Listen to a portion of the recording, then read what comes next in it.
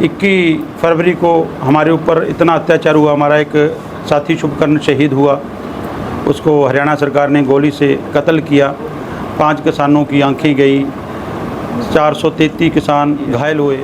आप सबको पता है भी 13 फरवरी से किसान आंदोलन पार्ट 2 चल रहा है, जो कि शंभू मोर्चा, खनौरी मोर्चा और राजस्थान में रतनपुरा मोर्चा पर किसान अपने ट्राली ट्रैक्टरों के साथ अपने टेम्परेरी घर बनाकर डटे हुए हैं। 9.5 महीने के करीब समा हो गया है, लेकिन जो सरकार है, भारत सरकार हमारी उससे जो लास्ट वार्ता 18 फरवरी को हुई थी, उसके बाद आज तक कोई भी हमारे से चर्चा नहीं हुई है। 21 फरवरी को हमारे ऊपर इतना अत्याचार हुआ। हमारा एक साथी शुभकर्ण शहीद हुआ, उसको हरियाणा सरकार ने गोली से कत्ल किया। 5 किसानों की आंखें गई, 433 किसान घायल हुए। रास्ता किसानों ने नहीं बंद किया है। किसान अपनी मांगों को लेकर, मानी हुई मांगों को लेकर, प्रधानमंत्री द्वारा किए गए वादों को लेकर 8 दिसंबर 2021 को लिखित में किए गए वादों को लेकर दिल्ली जा रहे थे, लेकिन उनको रास्ते में दीवारें करके रोका गया। तो आज तक वो दीवारें एज इट इज़ हैं। माननीय हाई कोर्ट ने उस पर संज्ञान लिया। उसके ऊपर दूसरा सुप्रीम कोर्ट तक भी गए। सुप्रीम कोर्ट ने कमेटी बना दी।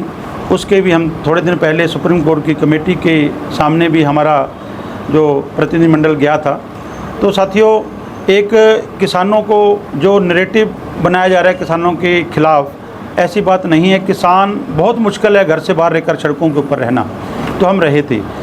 तो हमारे दोनों फॉर्में, संयुक्त किसान मोर्चा गैर राजनीतिक और किसान मजदूर मोर्चा, दोनों ने एक निर्णय लिया। हमारे सीनियर किसान नेता सरदार जगजीत सिंह जी डल्लेवाल, जो 26 फरवरी एक ऐतिहासिक दिन है।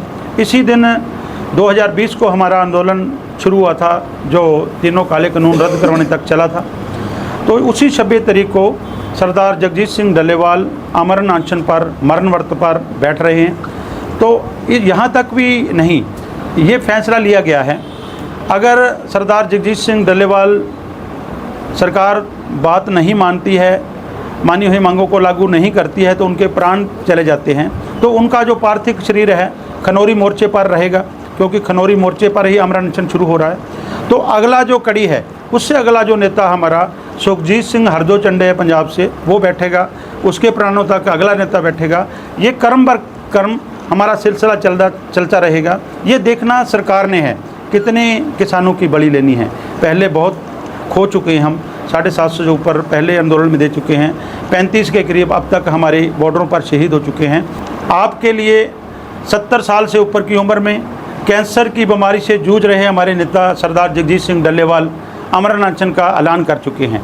अब हमने देखना है, हमने सोचना है कैसे उनकी किलेबंदी करनी है, ताकि सरकार जो उनको उठा ना सके, हमारा अमरण अनशन को तोड़ ना सके।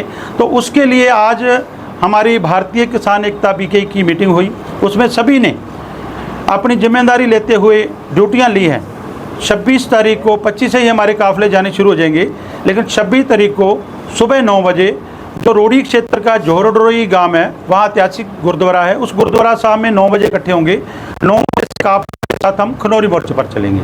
माननीय प्रधानमंत्री नरेंद्र मोदी जी ने गुरु नानक देव जी के प्रकाश दिहाड़े पर कहा था भी मैं तीनों काले कानून वापस लेता हूँ, मैं माफ़ी मांगता हूँ, मैं किसानों को समझाने में असफल रहा। तो हमने तो ये सोचा था, अभी थोड़े दिन पहले पहली पातशाही गुरु नानक देव जी का प्रकाश दिहाड़ा था, उस दिन हो सकता है हमारी मांगे मान लें, हमें वहाँ से ऐलान कर दें, लेकिन नहीं किया। तो अब सरकार ने सोचना है हमारी कितनी लाशें और बिछानी है, कितनों को कत्ल करना है। ये जो बीजेपी किसान किसान किसान कर रही है ना, तो हमारे को लग रहा है भी कई बार किसी का ज़्यादा नाम है, उसकी रड़क निकालनी होती है, वो रड़क निकाल रही है।